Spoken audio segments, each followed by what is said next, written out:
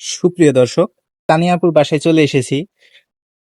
আপু দেখছি রান্না করছে, রান্না করার জন্য সব জোগাড়পাতি নিয়ে আসছে।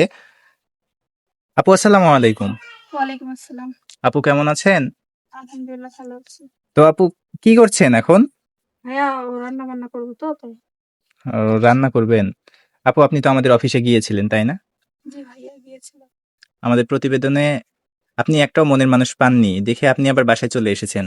অনেকে আমার সাথে কথাবার্তা বলে কিন্তু দেখা যায় দিন শেষে ওরা আমার দায়িত্ব নেয় না। তাই আমি বাসায় চলে আসছি, যদি আমার মার পাশে যদি কোনো কিছু কাজকর্ম করেও যদি ওনার পাশে থাকতে পারি এই জন্য। দুঃখের বিষয়, মা মান সম্মানের ভয়ে যুবতী একটা মেয়ে বিদায় মানুষের বাসায় কাজ করতে দেয় না। ঘরেই রান্না বান্না করি, ঘরেই থাকি। আমার মা মানুষের বাসায় কাজ করতে গিয়েছে।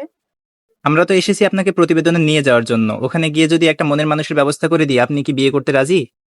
জি আলহামদুলিল্লাহ। আপু আপনার নাম? আমার নাম মোসাম্মদ তানিয়া আক্তার। আচ্ছা ঠিক আছে আপু, ভালো থাকবেন। আসসালামু আলাইকুম। ওয়ালাইকুম আসসালাম। আসসালামু আলাইকুম।